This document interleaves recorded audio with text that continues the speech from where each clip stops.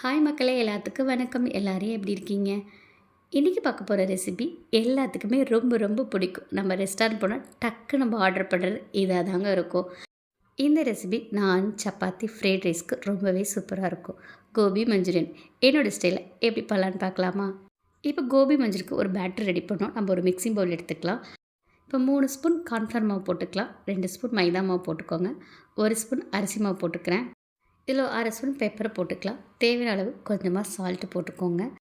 இப்போ இந்த மாவில் கொஞ்சமாக தண்ணி ஊற்றி ஃபஸ்ட்டு நல்லா கலந்துக்கோங்க. கட்டி எதுவும் இருக்கக்கூடாது. எனக்கு இன்னும் கொஞ்சம் தண்ணி பார்த்தல நான் மறுபடியும் ஊற்றிக்கிறேன். ரொம்ப திக்காகவும் இருக்கக்கூடாது, ரொம்ப தண்ணியாகவும் இருக்கக்கூடாதுங்க. பார்த்து கலந்து எடுத்துக்கோங்க. காலிஃப்ளவரில் பூச்சி இருக்கான்னு பார்த்துட்டு உங்களுக்கு என்ன சைஸ் வேணுமோ அந்தளவுக்கு கட் பண்ணி எடுத்துக்கோங்க. நான் குட்டி குட்டியாக தான் கட் பண்ணியிருக்கேன்.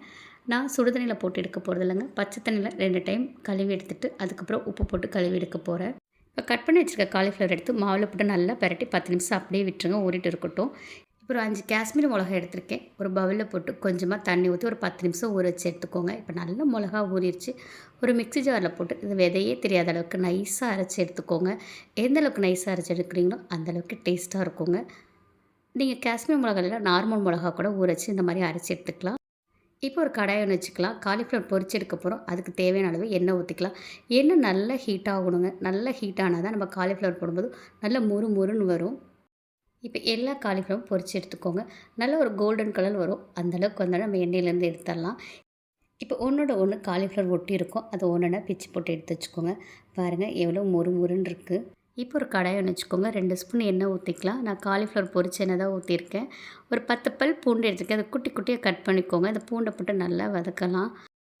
பூண்டு ரொம்ப வதக்குன்றில்ல, ஒரு 3 நிமிஷம் வதக்கினாலே போதும். இப்போ ஸ்ப்ரிங் ஆனியோட வெங்காயம் எடுத்திருக்கேன். அதையும் சின்ன சின்னதாக கட் பண்ணிட்டு அந்த வெங்காயத்தையும் போட்டு நல்லா வதக்கிக்கோங்க. இப்போ அரைச்ச மிளகா சாந்து 1 ஸ்பூன் போட்டுக்கலாம். நல்லா பச்சை வாசம் போகிற வரையும் வதக்கிக்கலாம். இப்போ 1/2 ஸ்பூன் பெப்பர் எடுத்திருக்கேன். அதையும் போட்டுக்கோங்க. உங்களுக்கு காரம் வேணால் இன்னும் கொஞ்சம் பெப்பர் போட்டுக்கோங்க. டேஸ்ட் கொடுக்கறதுக்காக 1/2 டீஸ்பூன் சர்க்கரை போட்டுக்கிறேன். தேவையான அளவு உப்பு போட்டுக்கோங்க. இதை போட்டு நல்லா கலந்து விட்டுக்கலாம். 1 ஸ்பூன் டொமேட்டோ சாஸ் போட்டுக்கலாம். 1/2 ஸ்பூன் சோயா சாஸ் போட்டுக்கலாம். போட்டு நல்லா கலந்து விட்டுக்கோங்க. இப்போ இதில் கொஞ்சமாக தண்ணி விட்டுக்கோங்க. நல்லா கலந்துட்டு ஒரு மிக்சிங் பவுலில் 1 ஸ்பூன் கார்ன்ஃப்ளவர் மாவு எடுத்திருக்கேன். கொஞ்சமாக தண்ணி ஊற்றி கட்டி இல்லாமல் கலந்துக்கலாம். இப்போ நல்லாவே சாஸ் கொதிச்சிட்ருக்கு. இப்போ குடமிளகா நீளம் இல்லாமல் கட் பண்ணி எடுத்திருக்கேன். உங்களுக்கு என்ன கலர் குடமிளகா கிடைக்குதோ அதை போட்டுக்கோங்க. நான் ரெட்டு, க்ரீன், எல்லோ எனக்கு கிடச்சிச்சு, அதனால் நான் போட்டுக்கிறேன். குடமிளகா போட்டு ஒரு 3 நிமிஷம் வதக்கினா போதும். ரொம்ப நேரம் வதக்குன்ட்டு இல்லை. இதில் கார்ன்ஃப்ளவர் மாவை ஊற்றிடலாம்.